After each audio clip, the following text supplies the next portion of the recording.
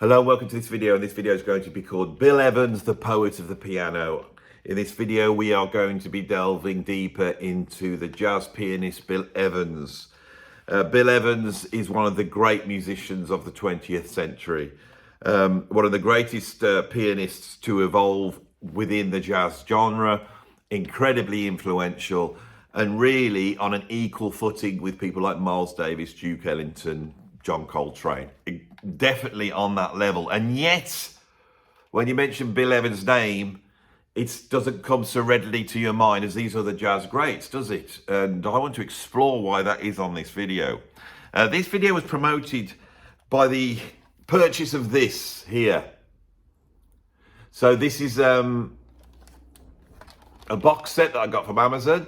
You can also get it from other places, I assume, but it's got 12 albums and it covers the classic period from 1956 to 1962. So it's covering the Scott LaFaro Paul Motion piano trio, which is undoubtedly the greatest piano trio in jazz history.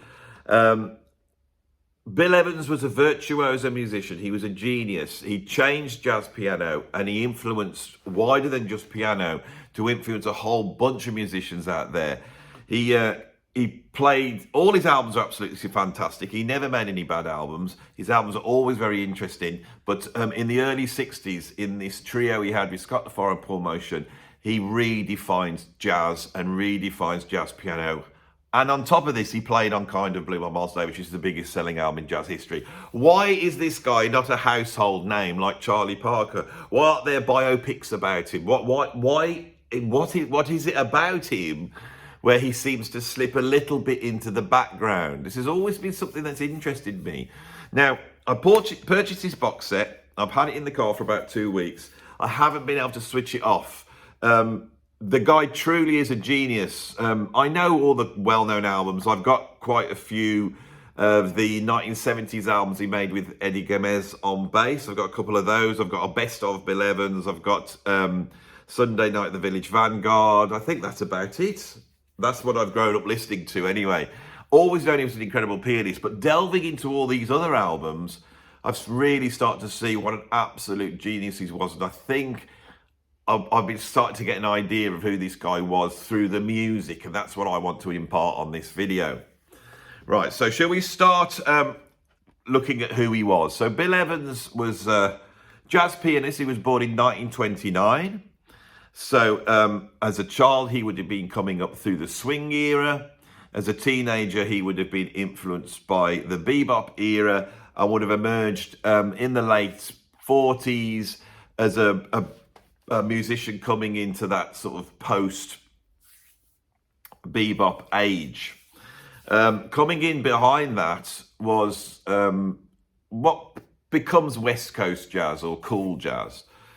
But there's some incredibly pioneering musicians at that time. Lee Konitz, Warren Marsh, these type of players. And without doubt, the guy that really had the influence was Lenny Tristano. Lenny Tristano was one of the first musicians to explore free jazz, but obviously in the late 40s, he was exploring free jazz in a completely different way to what we see Ornette Coleman doing 10 years later. Bill Evans, by the time he's launched onto the jazz scene, he lands his first record deal to make a solo album in 1956. And this album is called New Jazz Conceptions. Now, I approached this album with caution because I thought, well, you know, it's his first album. He won't have his style developed. And he hasn't. He hasn't got his style developed. The sort of rhapsodic, harmonically dense but quiet, introverted style that we know with Bill Evans, on this first album, that's not developed yet. And what you hear is what he was, which was a classically trained virtuoso musician playing jazz. And he is showing off a little bit. Now, what's going to come through this video all the way through is the fact that Bill Evans was a very humble man and he was a very troubled man. And I think he was not a natural superstar. He did have a charisma when he performed, but the charisma that he had was because he was so introverted. John McLaughlin, who was a fan of Bill Evans and very influenced by him, went to see him in the 1960s when he played in London. I believe that performance was actually filmed for television, and if you look, you can see John McLaughlin in the audience. I think it's the Bill Evans concert, but as he said, when he saw Bill Evans would fall into almost like a state of grace, immense concentration as his head was dropped, and he would seem to be outwardly completely not with the world we're in, while his hands perform these incredible things. That was his charisma, but he wasn't a Dizzy Gillespie. He was more a Miles Davis. But he was the intensity of his playing. He could turn in, but there was a hostility to Miles, which Bill Evans didn't have. But on this first album, New Jazz Conceptions, what we hear is a virtuoso musician. There's a track on here called 5, I believe. It's the second track. And he's playing in a style which is very angular, completely un-Bill Evans-like, almost like Thelonious Monk, but Thelonious Monk with these incredibly fast runs. Incredible album. He doesn't make an album for a few years. And I think what's happening at this point is he's doing a lot of sessions, a lot of playing, and he starts to develop this style, which the easiest way, or the sort of laziest way to describe it, would be jazz influenced by the sort of impressionist composers like Debussy and Ravel, Eric Satie. It has a harmonic sound, and this, for me, all of jazz at that time was influenced by that.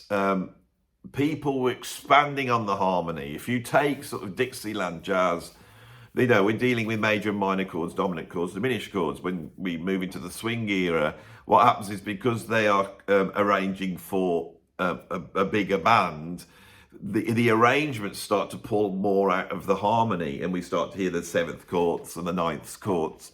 By the time we get to bebop, they're looking at really quite complex chord substitutions, and also expanding the upper limits of the chord. Now, for those of you who know a little bit about harmony, the way a jazz musician would expand, say, a C major chord. So say we're playing a C major chord. So we've got a first, a third, a fifth, which would be a C, an E, and a G. It would extend on top of that chord by really almost like superimposing another triad over the top. And that triad would be a D major chord. Now, the D major chord obviously has a major third, the F sharp, which is not within C major scale.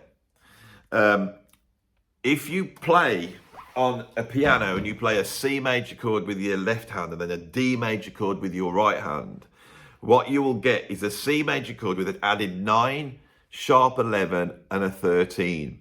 That sharp 11 tending to send you towards the Lydian mode, right?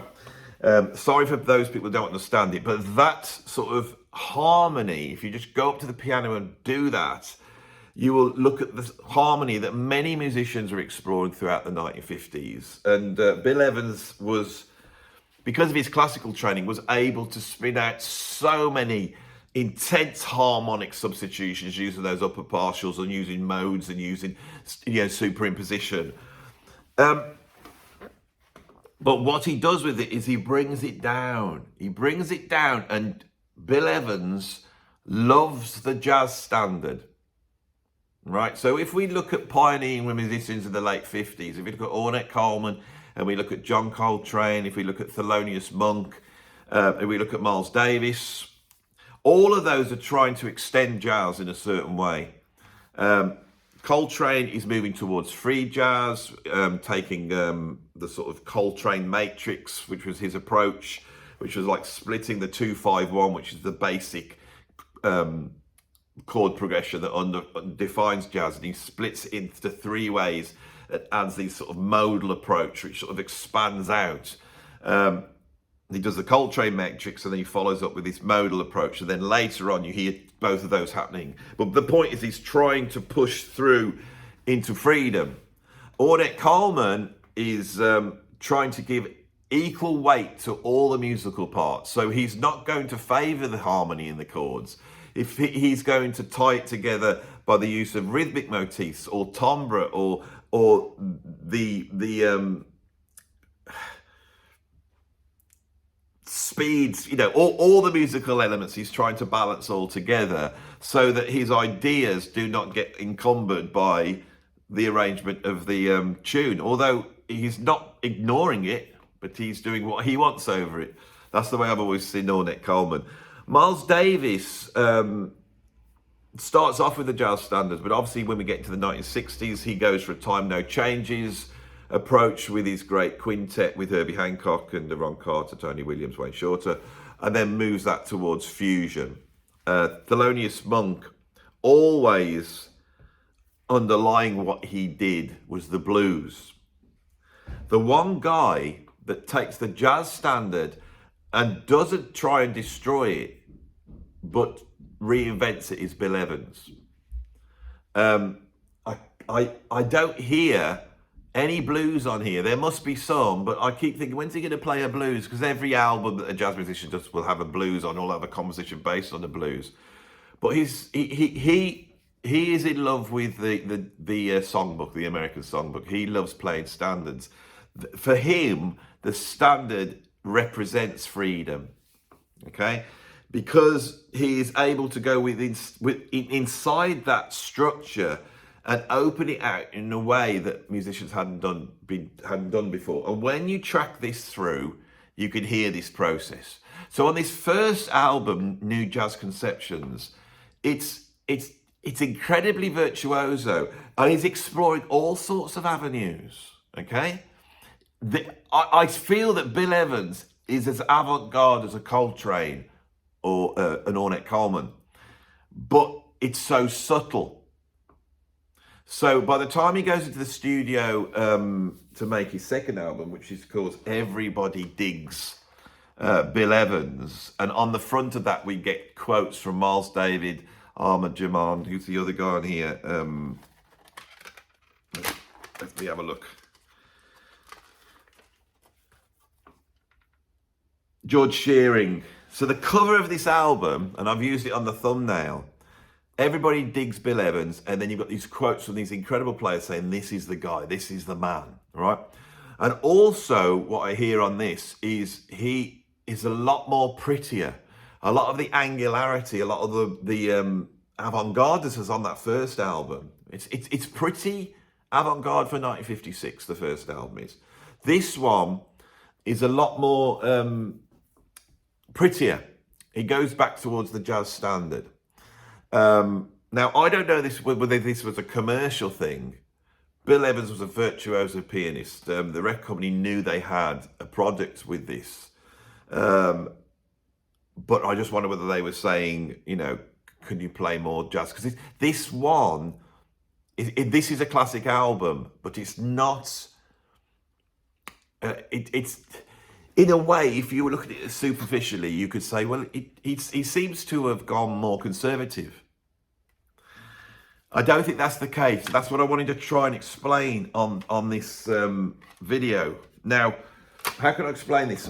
If you listen to the second album, on there is a track called, and I'm going to try and find it. The notes on this album are terrible, and I'm dealing with 12 albums here. Yeah, so it doesn't tell me here whereabouts on the original album it would have been, because they're splattered across all these discs. But in amongst things like Night and Day and Oleo and, you know, Young and Foolish, all these jazz standards that exist on this album, there's a track called Peace, Peace. Peace, Peace is perhaps one of the greatest musical achievements of the 20th century. That's as heavy as I'm going to say. We could talk about Ornette Coleman, we could talk about Miles Davis in bringing modality in, you know, the same year that this album came out. But with Peace, Peace, what Bill Evans does on there is uniquely Bill Evans. And actually in that one track, I can hear more influence on modern music in that one track than anything that Ornette Coleman did or Albert Ayler or any of these guys. It's incredible. He sets up a piano vamp. It's like a loop. It sounds like it's sampled, and this piano vamp is absolutely perfect, to the point where I had to do some research to go, has he overdubbed this? Because later on in his career, Bill Evans would overdub over himself. Also, you see photographs of him playing two pianos at the same time. So this is where his conceptions are. This vamp is rock solid. And over the top of this, he starts improvising. Obviously, it's modal. It's way more modal than anything Miles would do on Kind of Blue. But what he does with the modality is the thing that I find so shocking, because he starts right inside over the top of this vamp. It's very quiet. It's a solo piano piece. And then as he starts to improvise, he starts to open the harmony out like this. And he opens it out to a point where he's exploring all those beautiful colours that exist within this one modality, this riff. And then when he gets to here, he then starts to push it further on. I was listening to this with my daughter, and she was like hypnotised by this, driving along in the car. And then he hits this one note, and my daughter went, "Oh my God, what's that? Has he gone wrong?" And he then tips it over, and he makes it make sense. It's such an incredible track. It's an incredible track. Now, I think this album was recorded just before he goes into the studio with Miles Davis to do Kind of Blue. And you could hear Piece. You could hear elements of it on Kind of Blue. I think on Flamenco Sketches, you could hear elements of this approach. But it's as though Miles couldn't go. You know, Miles would have different sections. He would use modes, but he would try and create a cadence by moving a mode up and then back down. This is full out, and it's about 6-7 minute piece. And for me, this track exists like uniquely in Bill Evans' catalogue. 1959, he makes this track, which for me, in that one track, should be weighed as equal to, you know, The Shape of Jazz to Come by Ornette Coleman, or Kind of Blue by Miles Davis, or My Favourite Things by John Coltrane. It is as incredible. He doesn't really do it again, but it's as though it's a blueprint for an idea that he then takes on into the future on these albums that we're going to discuss in a minute. He follows this album up with a quite, it's probably one of the weakest albums in Bill Evans' catalogue, and it's called The Ivory Hunters. But it's a great album. I really enjoyed listening to it, because the thing is, whatever context he's in, Bill Evans is such an incredible improviser. If you really want to listen to jazz and you want to understand why jazz is so great, and you want to hear what people can do when they improvise, Bill Evans' improvisations are so clear and clean cut. He never seems to get lost. He never seems to go wrong. He has a full disposal, all the musical tricks that you have, and he stitches it together in a way that is incredible. And I really want to stress this, because I think, listening to the few albums that I'd got, I'd always assumed, oh, Bill Evans is great, but he's one of these quiet pianists. It's not the case. He is pulling from absolutely everything in his approach. Now, this album, The Ivory Hunters, has got two pianos on it. And I thought, is he overdubbing now on this? But actually, the other pianist, this is really odd, is Bob Brookmeyer. Now, Bob Brookmeyer was a valve trombonist that came out in the sort of West Coast school that we were talking about. But here he is making an album playing piano. Now, his piano skills are very, very good. It's not like he's so bad that you can't tell them apart. You know, I think Bill Evans is in the left-hand side, and Bob Brookmeyer's in the right-hand side. And there's some incredible interplay on this album. There's incredible arrangements that use the fact that they've got two pianos. Bill Evans uses arrangement. This is something that we'll touch on as we get into this. He creates arrangements. They don't just solo. It's not just head and solo. There's things that happen in there. What's interesting is just to hear the virtuosity of Bill Evans. And on here, you see these lines coming out. And these lines, if we think of a pianist like Art Tatum played these incredibly fast lines. but they tended to be sort of quite symmetrical, you know, scale runs basically. You know, that he would be that type of playing. Bud Powell emerges in the 1940s as the virtuoso bebop pianist, and he's playing very fast bebop lines. You know, that type of a line. Bill Evans, he comes out and with this sort of rolling legato lines. He doesn't do it all the time, but this approach underpins a whole bunch of players. So who are the players influenced by Bill Evans? Well, as I said, John McLaughlin is one. His approach to harmony is very influenced by Bill Evans.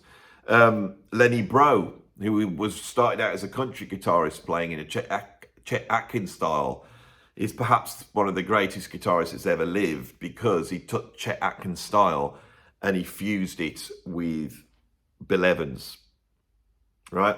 And when you listen to Lenny Breau solo, when he does kick it up, he does this rolling legato lines. Now, the only other guitarist we can think of that played like that and is the guy that really sort of changed the shape of jazz is, of course, Alan Holdsworth, with his 4-note per string approach to the guitar and his explorations deep into expansive harmony. I believe, and I haven't researched into this, but my ears tell me that Bill Evans was a profound influence on Alan Holdsworth. That Holdsworth's style is basically the electric guitar, and people say it's fused with Coltrane, but the lines and the approach to chord arrangement and harmony is so much closer to Bill Evans. So now we start to see the influence that Bill Evans has on contemporary music. The two pianists, without doubt, that are sort of have come out of this school would be Chick Corea and Keith Jarrett. Chick Corea takes sort of Bill Evans' approach and he mixes that with sort of Spanish, Latin American influences and earlier on free jazz influences. And same with Keith Jarrett. Keith Jarrett takes Bill Evans' approach and brings in sort of these free jazz influences. I haven't heard anything beyond that one moment in Peace where Bill Evans explores free jazz. So he seems very conservative, but when you listen to what he's actually doing, you start to hear the influences in so many musicians. And I would argue, in some respects, a greater influence than other musicians we point to and say, oh, that Hig was really important because he did this, or they were really important because they did that. Okay, so moving on from the Ivory Hunters, his next album, which would be his fourth solo album, is called A Portrait in Jazz. And I think this comes out around about 1960. With this, he has a new band. And this band is a piano trio that's got Paul Motion on drums and the great Scott LaFaro on bass. Scott LaFaro is equal in his influence to Bill Evans. And it's a shame because when you look at the greatness of this trio, it's very easy to forget how great Paul Motion is. I really want to get into this trio. This piano trio made 4 albums. This one, which I keep forgetting the title of, you're getting old, Andy, Portrait in Jazz. And then the next one was called Explorations. Those are the 2 studio albums. And then in 1961, they went to the Village Vanguard and they recorded, I think, 4 sets over the afternoon and the evening. And out of that came 2 albums, Sunday Night at the Village Vanguard and Waltz for Debbie. Now, Waltz for Debbie is perhaps Bill Evans' most famous composition. It appears first on, I think it's on is it on the first album or the second album?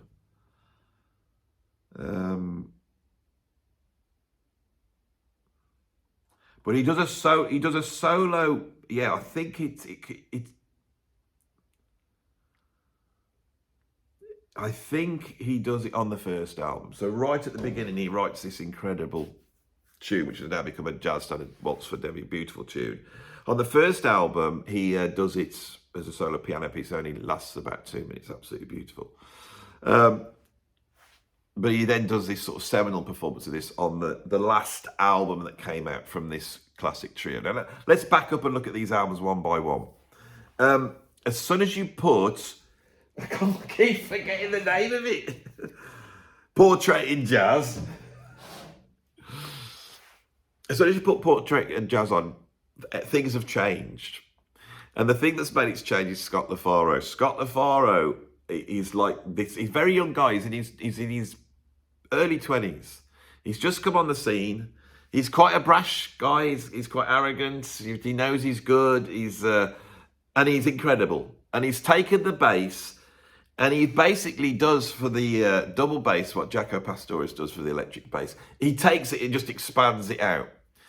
He's walking, but he's not just walking in the walking range. He'll walk up and out and go out and about. He will stop walking. He will play angular lines. He will act as almost like a counter soloist and a soloist. And he steps forward so often. And so suddenly with this piano trio, rather than just being the pianist playing with the rhythm section just backing up, what we suddenly have is another voice that is equal to the piano. And these run in counterpoint, a little bit like sort of Bach almost, but using a whole ton of different devices, which is absolutely fascinating. Scott LaFaro comes into Bill Evans' world and revolutionizes it. Paul Motion could have taken the approach that Connie Kay took on the Ivory Hunters, which was just to try to hold it together and play very minimally. He doesn't do that, but he doesn't showboat. Paul Motion does something that's equally great. And what it is he becomes almost like a third melodic voice whilst holding it down at the same time. And a lot of that comes from what he doesn't do, from what he does do. So they may play a jazz standard. Right, so let's have a look at some of the tunes that are on this album that I keep, oh my God. So the only trouble with these CD box sets is they break. I've only had it for about a month and it's broken already. Right, so let's have a look at the track list on here. Let's get a head around this. So,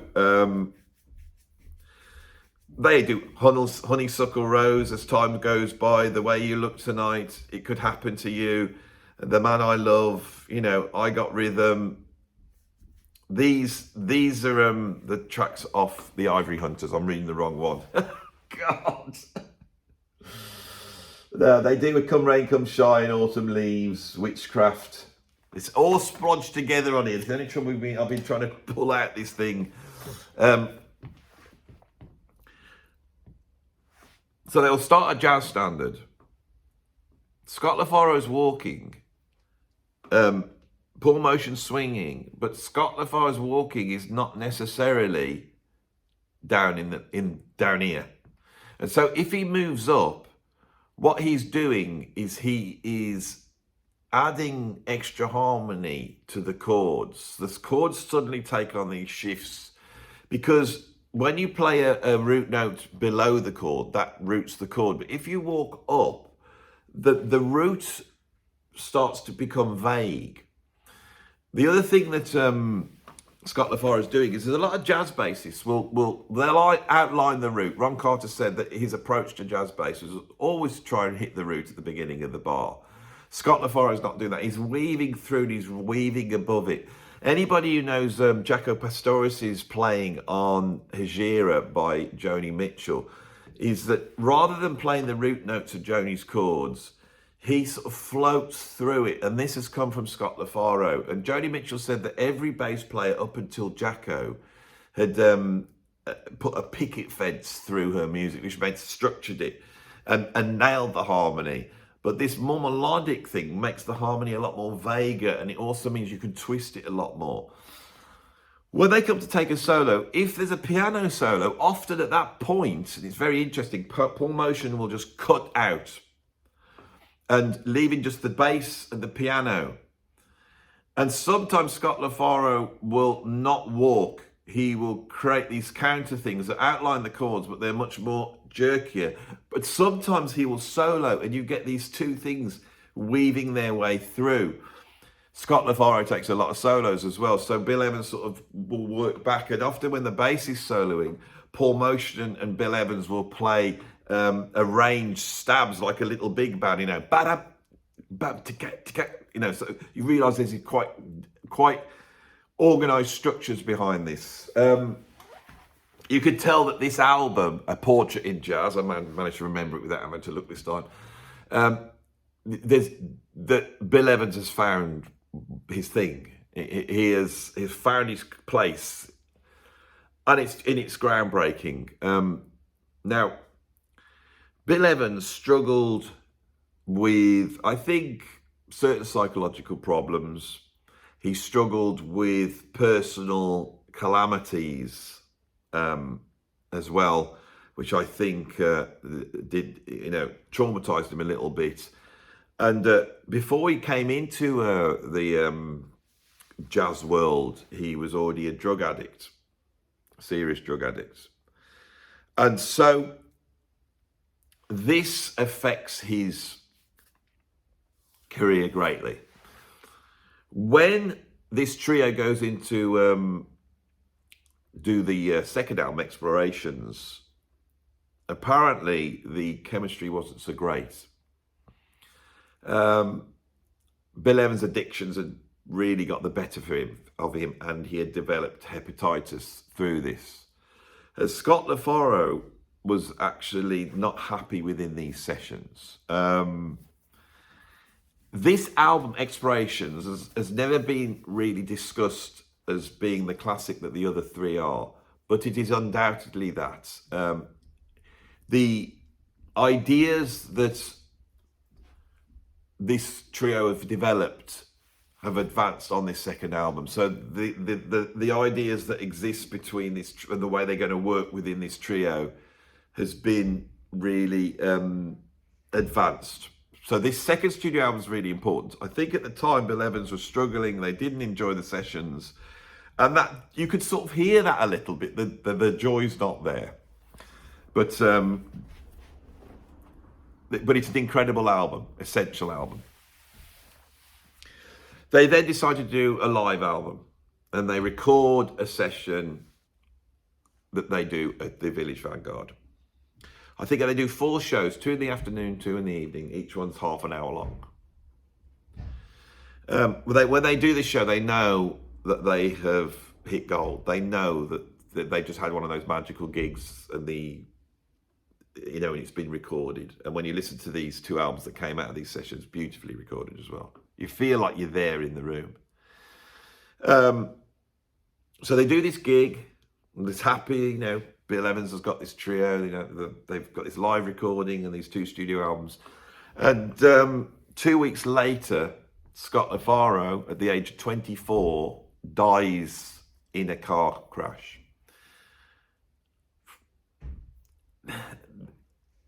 The record company, which I think was Riverside,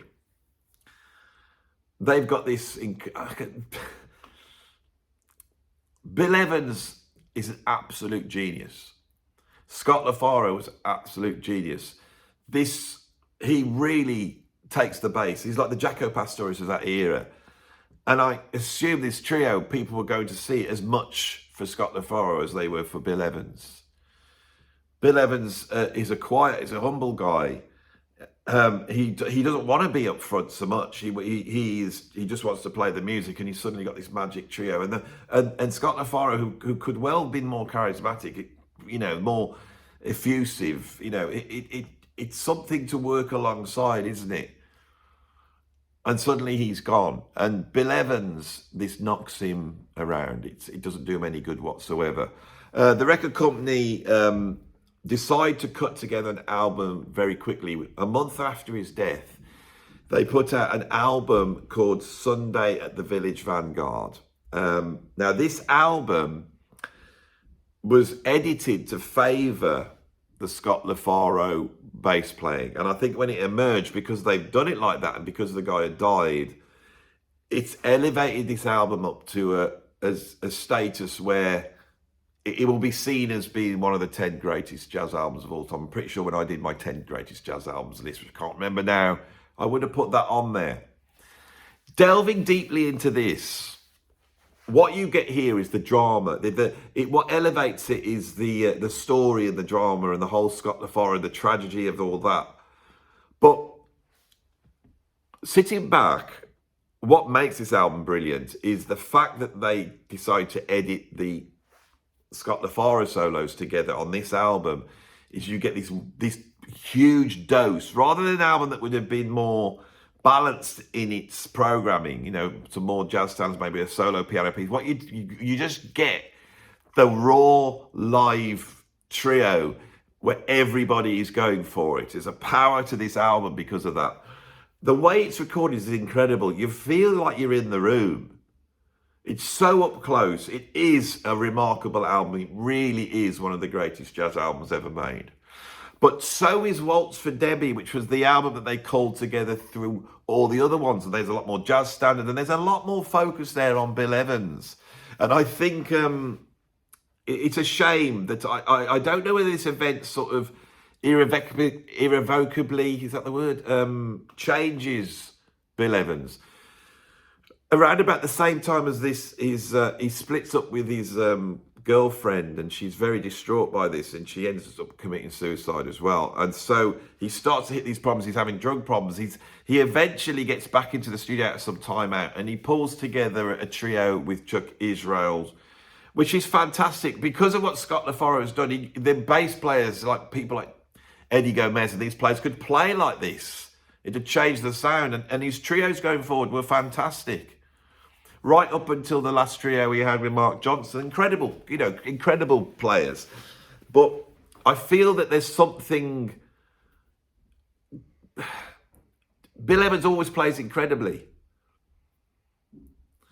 I don't want to say anything that diminishes the music that went on afterwards, because that's not what I'm trying to say. But what I'm saying is that this man, this sensitive man, the way his life played out,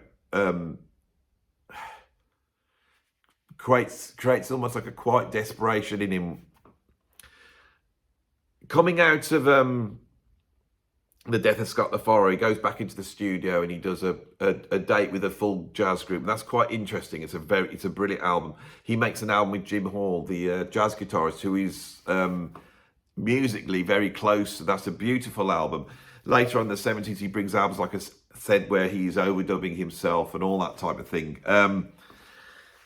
Towards the end of the 70s, his older brother, which I think was called Harry Evans, who he'd looked up to, he'd developed schizophrenia. And towards the end of the 70s, he committed suicide as well. And these three tragedies seem to have just worn Bill Evans out. And in 1980, I think the alcohol abuse, the drug abuse, not living well, not looking after himself, it caught up with him, and he died in 1980 at the age of 51. It's been described as the longest suicide in history by one of his friends. And it's a shame. This guy, there's a sadness that hangs over this guy. And I did this video because, I mean, I can't do much about it with my little channel, but, you know, I really wanted to say that this guy is one of the greatest jazz musicians, one of the greatest musicians of all time, an absolute virtuoso, an incredible player. And I really wanted to try and do a tribute to him here and trying to explain a little bit about the music. That's what I wanted to talk about, was the music. So I have explained what happened to him. I have explained all the tragedies, but I wanted to talk about the music.